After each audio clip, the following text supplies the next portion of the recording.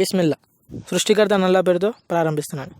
సోర్లారా, ఫిబ్రవరి అనగానే మనకి గుర్తుకొచ్చే విషయం ఫిబ్రవరి 14th.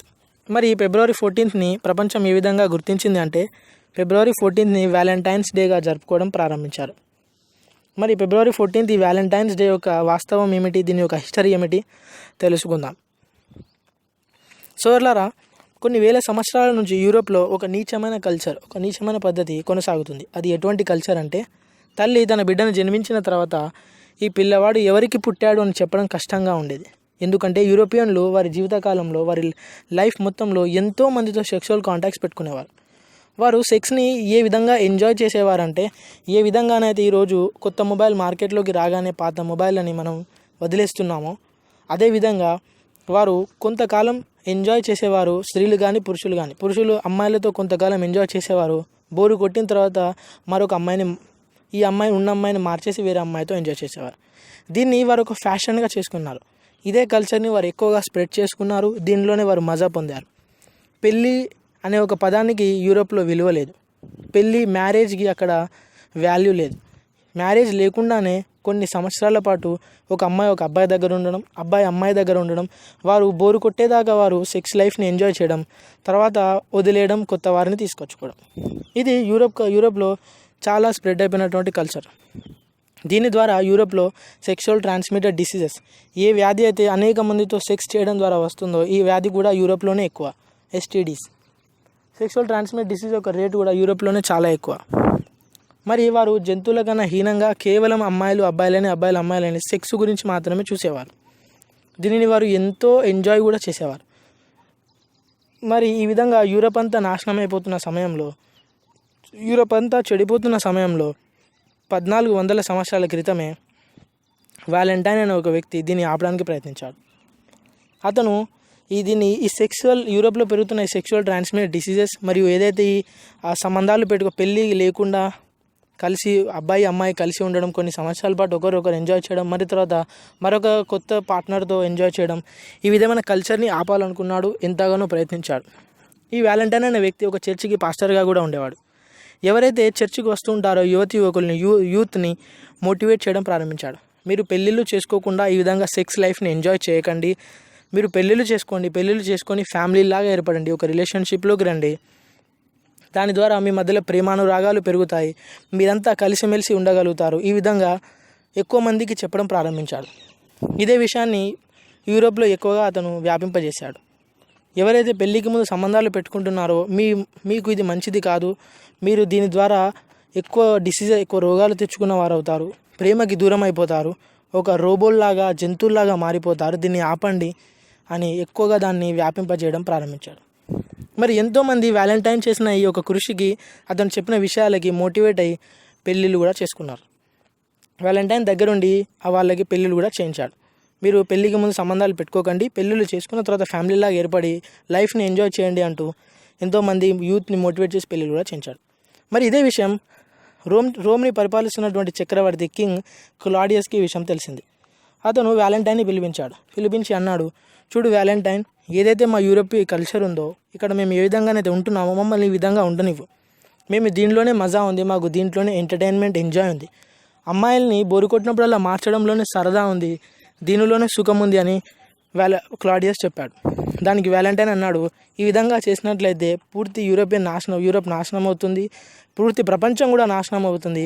మనుషుల మధ్య ప్రేమానురాగాలు దూరం అయిపోయి కేవలం సెక్స్ గురించే ఒక మేల్ ఫీమేల్ని, ఒక ఫీమేల్ మేల్ని చూడడం ప్రారంభిస్తారు. దీని ద్వారా సమాజం అంతా నాశనం అవుతుంది, ప్రపంచం అంతా నాశనం అవుతుందని చెప్పి అన్నాడు, దీని ద్వారా సెక్షువల్ ట్రాన్స్మిట్ డిసీజెస్ కూడా చాలా పెరిగిపోతున్నాయి. ప్రజలు విపరీతమైన భయంకరమైన మందులేని రోగాలతో బాధపడి చనిపోతారని కూడా చెప్పాడు. కానీ క్లాడియస్ అన్నాడు, మాకు దీంట్లోనే సుఖం ఉంది, మాకు దీంట్లోనే ఎంజాయ్మెంట్ ఉంది, మేము ఈ విధంగా అమ్మాయిల్ని మార్చుకుంటూ, ఈ విధంగా అబ్బాయిల్ని మార్చుకుంటూ ఇక్కడ ప్రజలు ఎంజాయ్ చేస్తున్నారు, దానిలో మాకు సుఖం ఉంది అని అన్నాడు. క్లాడియస్ ఒక క్రూరమైన చక్రవర్తి, వయలేషన్ని ప్రోత్సహించినటువంటి చక్రవర్తి, ఒక నీచమైన చక్రవర్తి అని చరిత్ర పుస్తకాల్లో మనకు లభిస్తుంది. ఈ క్లాడియస్ ఏం చేశాడంటే, వ్యాలంటైన్ చెప్తే వినేలాగా లేడు అని వ్యాలంటైన్ని ఊరి తీసేశాడు. అందరూ చూస్తుండగానే వ్యాలంటైన్ని ఊరి తీశాడు. మరి వ్యాలంటైన్ ఉరి తీసిన తర్వాత ఏ యువకులు అయితే ఏ యూత్ అయితే వ్యాలంటైన్ చెప్పిన మాటలకి పెళ్ళికి ముందు సెక్షువల్ కాంటాక్ట్స్ పెట్టుకోకుండా పెళ్ళిళ్ళు చేసుకొని ఫ్యామిలీలాగా ఏర్పడ్డారో వారు వ్యాలంటైన్కి గుర్తుగా వ్యాలంటైన్స్ డేని జరుపుకోవడం ప్రారంభించారు. February 14th వ్యాలంటైన్స్ డేగా వారు జరుపుకున్నారు. మరి వ్యాలంటైన్ గుర్తుగా February 14th వ్యాలంటైన్స్ డే అనేది ఒకటి ప్రారంభమైంది. February 14th అయితే వ్యాలంటైన్స్ గుర్తుగా వ్యాలంటైన్స్ డే అని జరుపుకుంటున్నారో ఇది ఎందుకు వచ్చింది అంటే సమాజంలో జరుగుతున్న చెడుని ఆపడానికి వచ్చినటువంటి వ్యక్తి వ్యాలంటైన్. పెళ్ళికి ముందు అక్రమ సంబంధాలు పెట్టుకోకండి, పెళ్ళిళ్ళు చేసుకొని శుభ్రంగా ఒక ఫ్యామిలీలాగా ఏర్పడండి అని ప్రపంచమంతా వ్యాపింపజేయడానికి ప్రయత్నం చేసిన వ్యక్తి వ్యాలంటైన్. ఇటువంటి వ్యాలంటైన్ మరణించిన తర్వాత అతని గుర్తుగా ఎవరైతే February 14th వ్యాలంటైన్స్ డేగా ప్రారంభించారో వారు కూడా ప్రపంచానికి ఇదే మెసేజ్ ఇవ్వడానికి ప్రారంభించి ఉంటారు బహుశా. కానీ వాస్తవం ఇప్పుడు జరుగుతున్న దానికి వ్యతిరేకంగా ఉంది.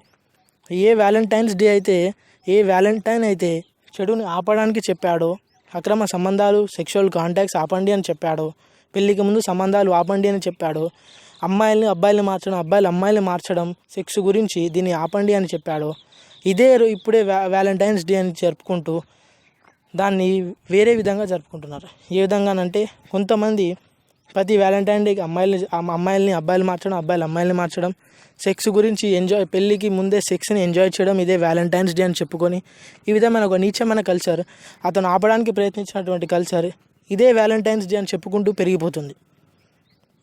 మరి ఈ నీచమైన కల్చర్ ద్వారా సమాజం నాశనం అవుతుంది తప్ప ఎన్నటికీ అభివృద్ధి చెందదు.